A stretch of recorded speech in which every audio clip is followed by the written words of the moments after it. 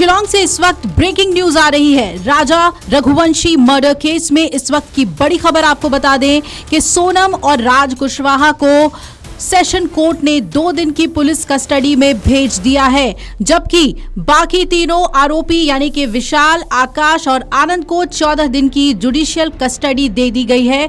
14 दिन की न्यायिक हिरासत में भेज दिया गया है, यानी कि ये तीनों जेल चले जाएंगे, जबकि सोनम और राज कुशवाहा पुलिस की कस्टडी में अगले 2 दिन तक रहेंगे। आपको बता दें कि देर शाम तक शिलांग के सेशन कोर्ट में जिरह चलती रही।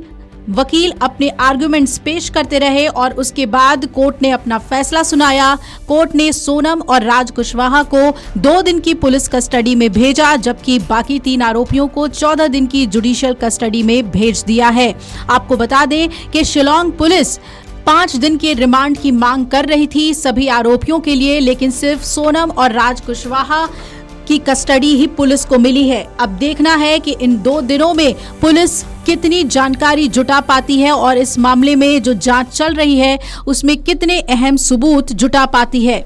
Court has remanded this Raj Kushwaha and this Sonam for 2 days police custody and other accused for 14 days judicial custody. That's all. Sir, please tell me what's the grounds? Grounds.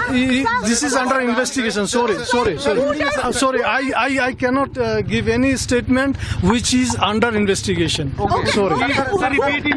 आपको बता दें कि इससे पहले राजा रघुवंशी की हत्या के आरोपी सोनम के मोबाइल फोन को लेकर काफी जांच की गई है। कॉल डिटेल को लेकर भी एक बड़ा तथ्य कल सामने आया था, जिसमें संजय वर्मा नाम के शख्स की बात सामने आई थी। सीडीआर के डिटेल सामने आए थे और पता चला था कि अप्रैल में ही सोनम ने हत्या की साजिश रच दी थी और संजय वर्मा के नाम से वो लगातार बातचीत कर रही थी और 234 कॉल्स उसने महज 1 महीने में किए थे और देर रात भी उसने बातचीत की थी। लेकिन बाद में पता चला कि संजय वर्मा कोई और नहीं बल्कि राज कुशवाहा ही है।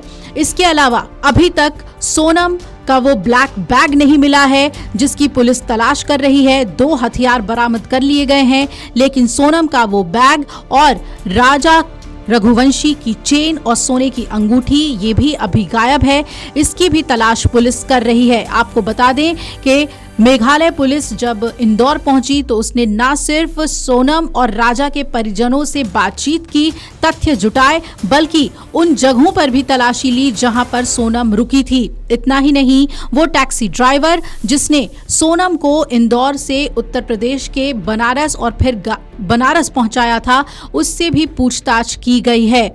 आपको बता दें कि इस मामले में अब लगातार जांच आगे बढ़ रही है, लेकिन कई ऐसे सवाल हैं जिसे लेकर पुलिस अपनी जांच को आगे बढ़ा रही है।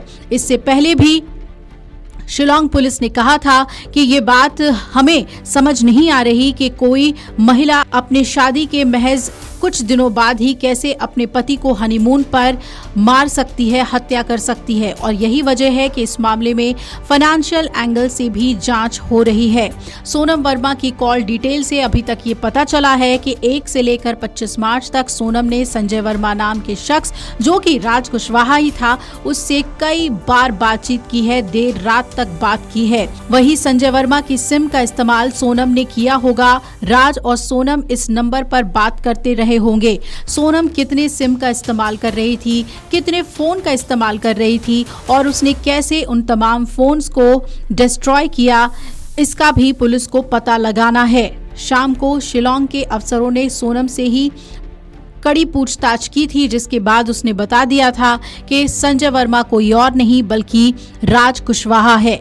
ऐसे ही कई और राज भी सोनम से उगलवाने होंगे शिलांग पुलिस को, ताकि हत्या का जो असली मोटिव है, जो असली कारण है, वो निकलकर सामने आ सके।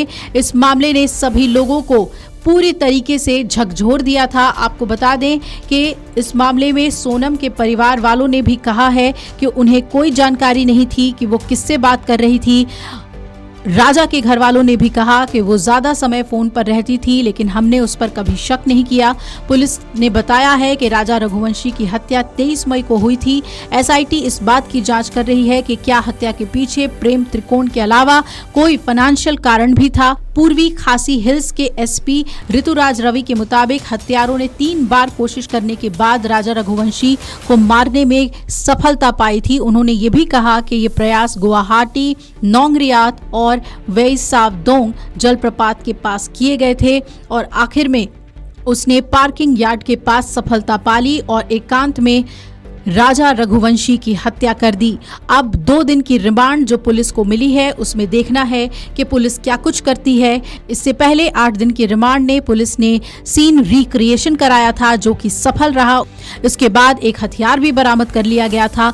अब इस 2 दिन की पुलिस कस्टडी में सोनम और राज को क्या पुलिस कन्फ्रंट कराती है, आमने सामने रख के पूछताछ कराती है, ये देखना बहुत अहम होगा। और वही जो बाकी तीनों आरोपी उन्हें जेल भेजा जाएगा और उनसे भी आगे किस तरीके से पुलिस जांच करती है ये देखना महत्वपूर्ण होगा।